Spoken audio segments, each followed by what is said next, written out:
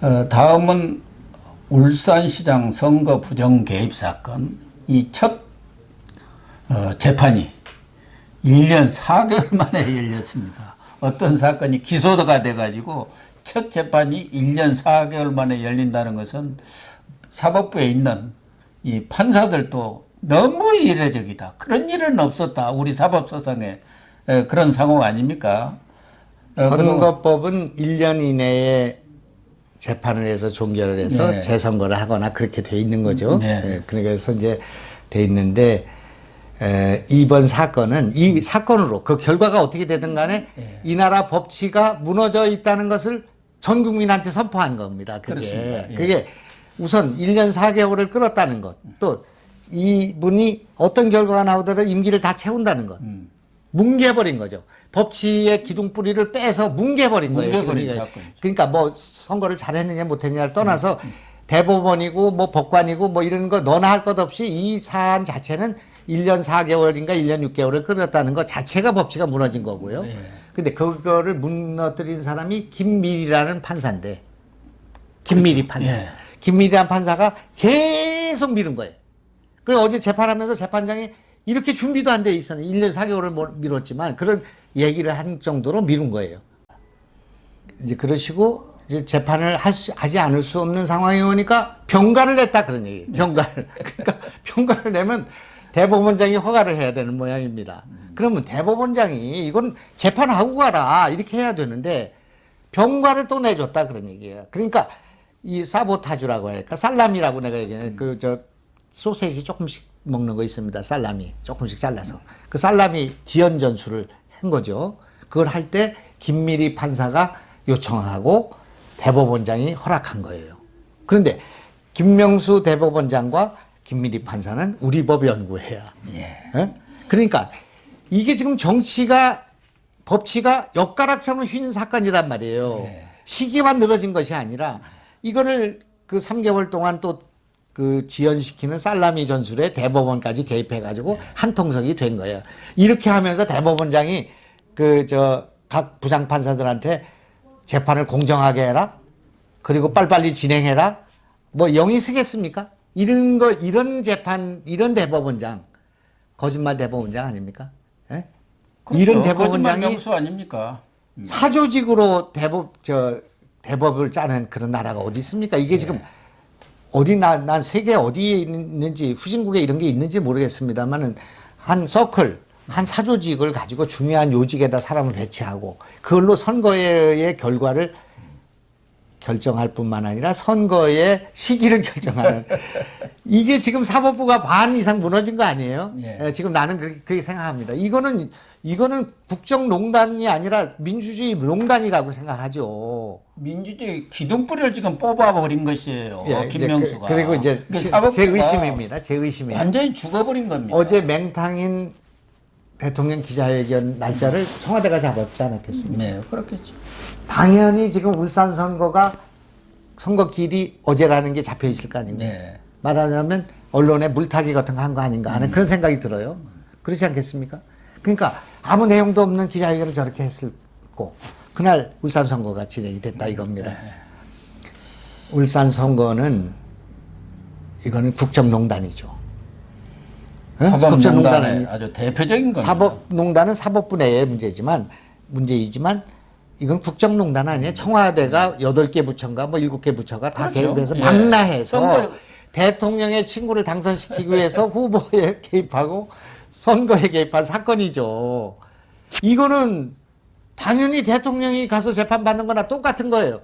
헌법 재판 받는 거나 똑같은 겁니다. 지금 우리가 뭐 탄핵이라고까지는 얘기할 수는 없지만 대통령이 지시 안 하고 어떻게 비서실이 움직이고 대통령이 지시 안 하고 당이 어떻게 움직이고 일개 울산시장 선거에 그렇게 개입한 사건이에요. 예. 그렇지 않습니까? 이게 여차직하면 대통령을 증인을 신청해야 되는 사건이죠. 내가 틀렸습니까?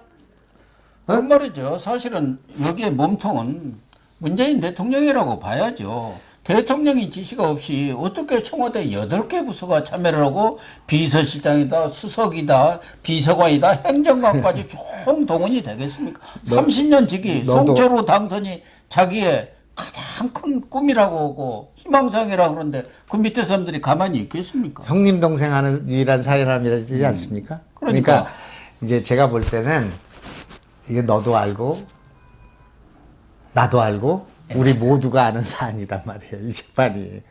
세기의 재판이에요. 근데 이거를 1년 4개월이나 끌었고요.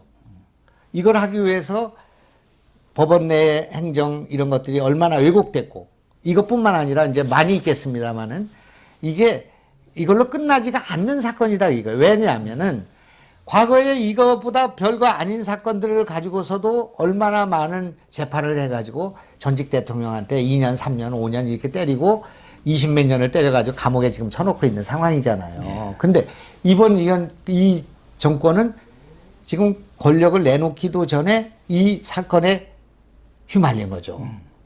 그러니까 이 사건 하나만 보더라도 이것이 어마무시한 사건입니다. 이게 지금 부메랑이 돼서 돌아올 수 있는 사건이거든요. 이게. 네. 그런데 이거를 저렇게 뭉갠다? 저는 그건 불가능. 어제 검사가 한 논거를 보면 뭐 헌법재판소나 대법원에서 무슨 역사적 판결을 내린 것 같아. PPT에 뭐 청와대가 망라해서 선거에 개입하고.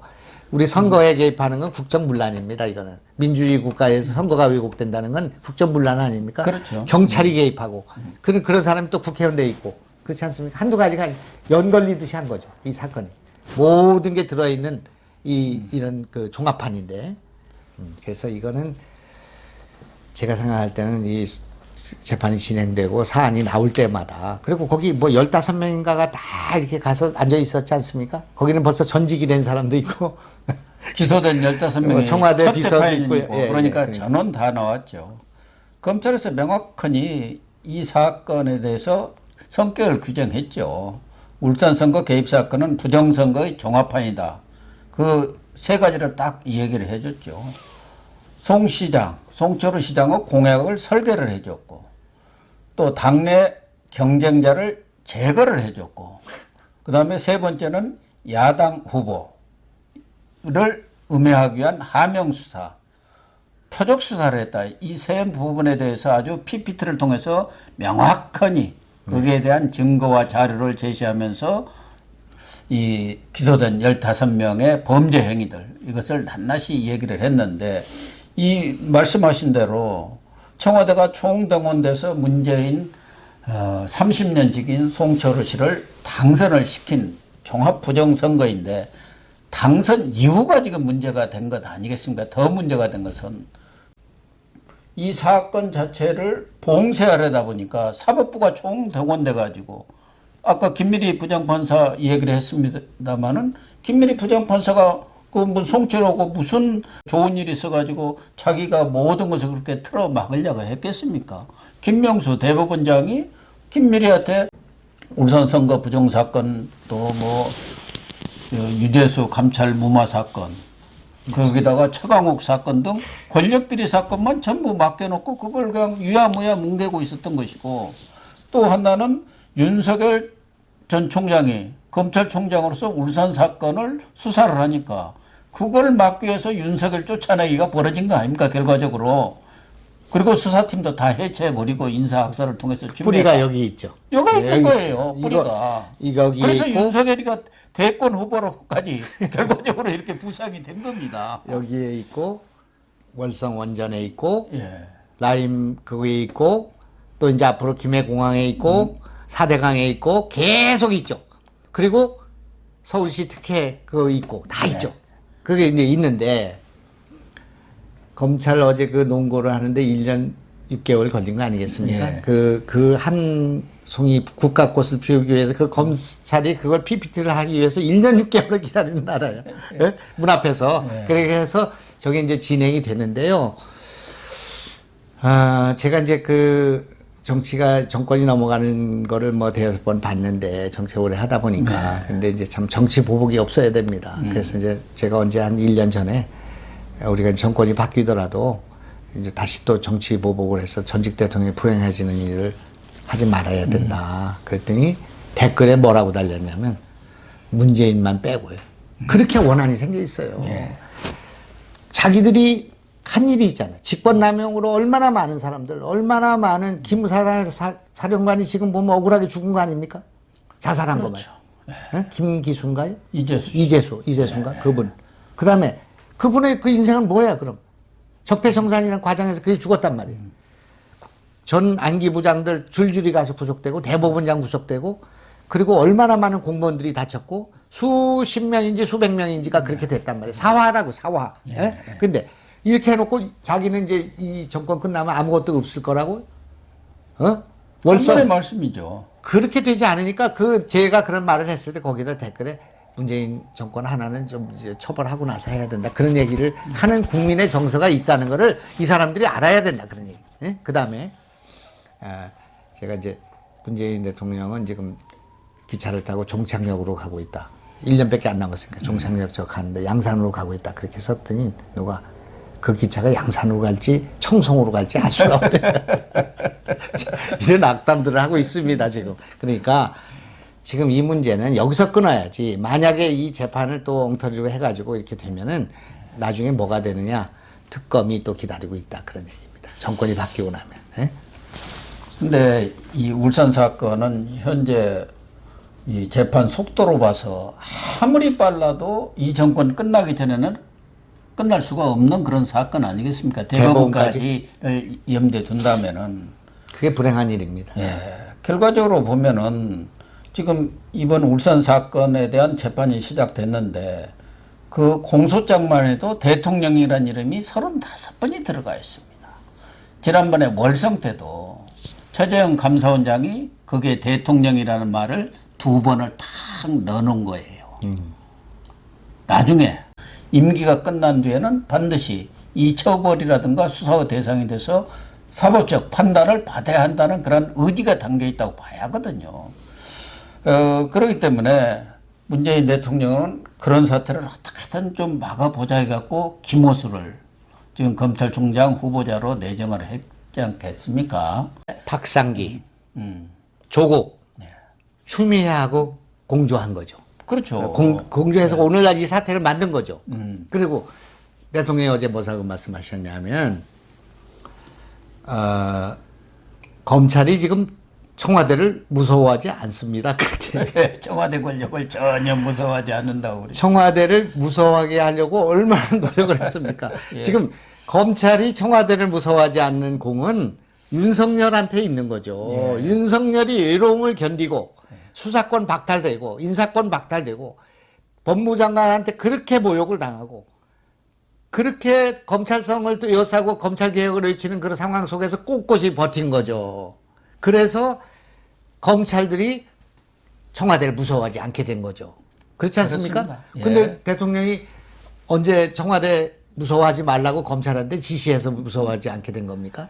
그러니까 이런 그 어폐가 있다 그런 얘기예요. 우리가 이제 다 보이는 거잖아요. 그러니까 이제 이런 면에서 보면은 참 불행한 일이에요. 저거 재판을 빨리 해서 종결을 시키고 갔어야 되는데 저거를 대법원까지 종결 안 된 상태에서 임기를 마치게 된다 그러니. 그랬을 때 저거를 재심할 수도 있고 더 끌어서 아주 다음 정권 끝나고 난 뒤에 하는 게 낫죠. 지금 이럴 바에는. 예?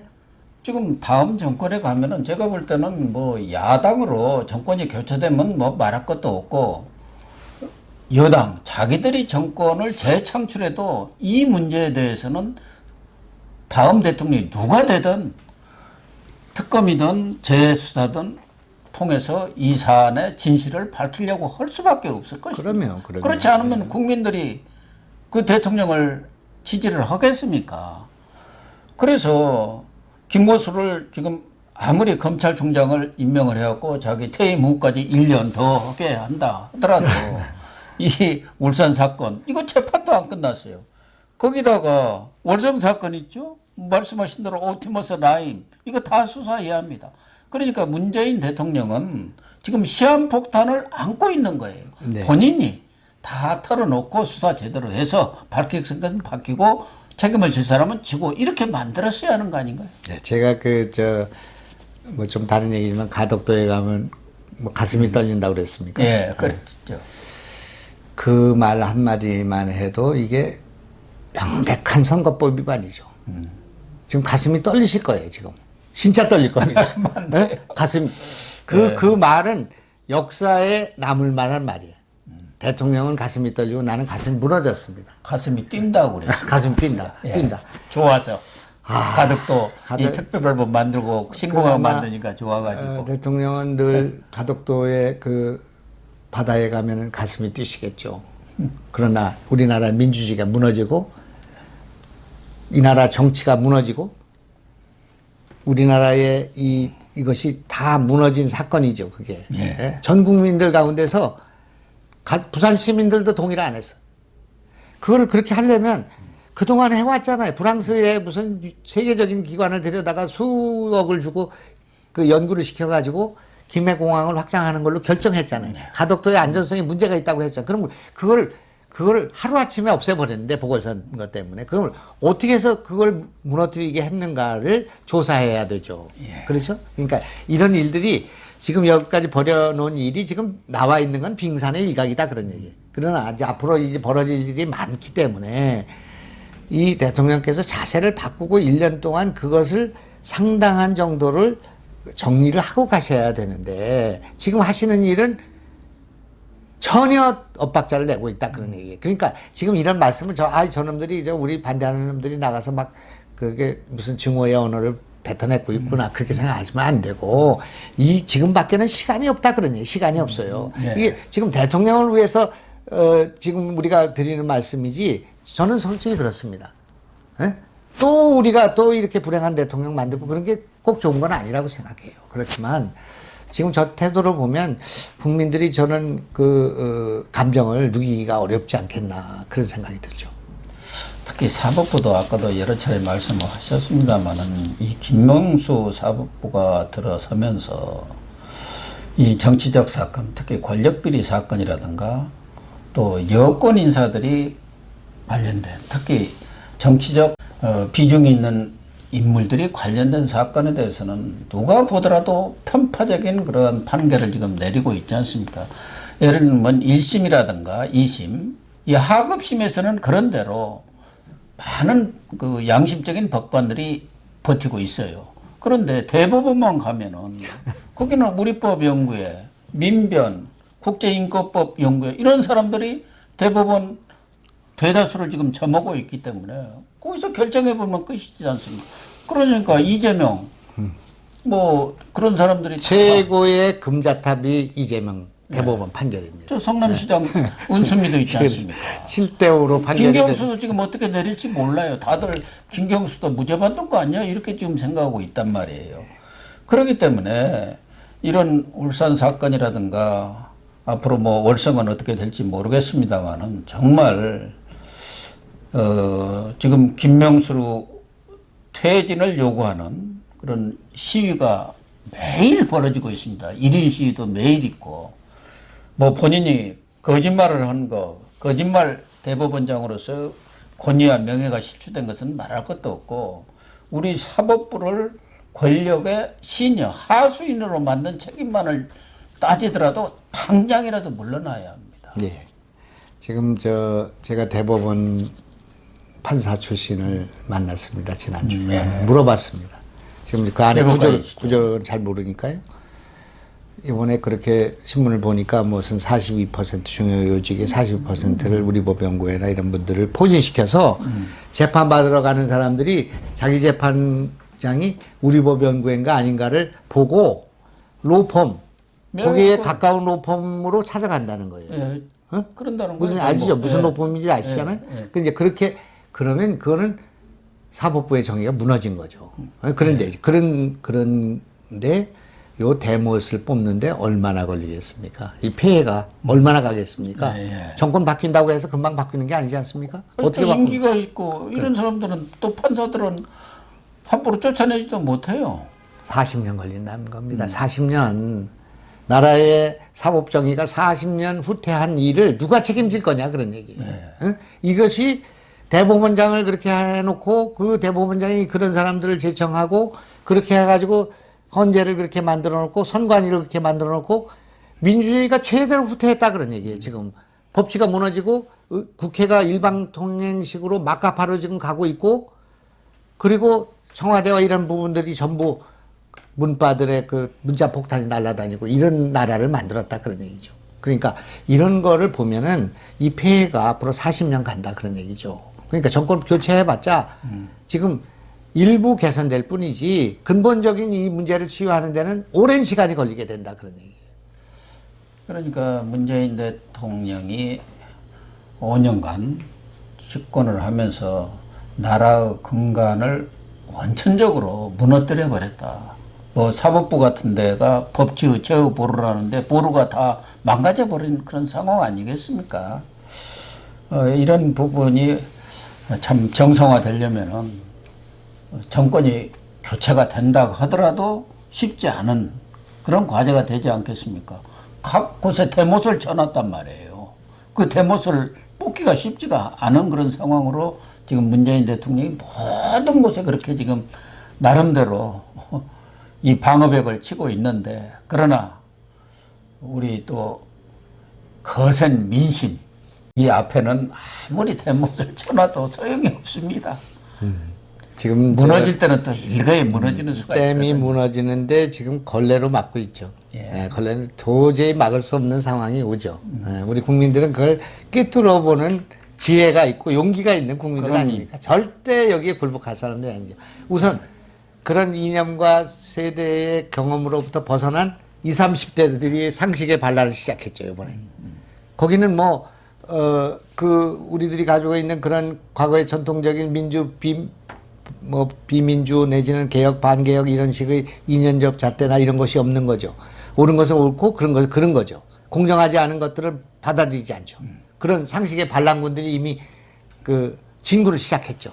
그래서 나라의 민주주의를 그렇게 틀어막고 인사를 그렇게 전행하고 청와대가 개입해가지고 이 나라를 흔들 수 있는 나라가 아닙니다. 그런 국민이 아니에요. 그렇기 때문에 나는 희망이 있다 그렇게 생각합니다. 그렇습니다. 문재인 정권이 아무리 발악을 해도 우리 국민들의 수준이 이미 그 선을 훨씬 뛰어넘는 그런 위치에 와 있습니다. 그런데 저희들이 또 좀 희망을 가져야 하지 않겠나 그런 생각을 하고요. 다음은 정치권 얘기를 잠깐 하는 걸로 하겠습니다.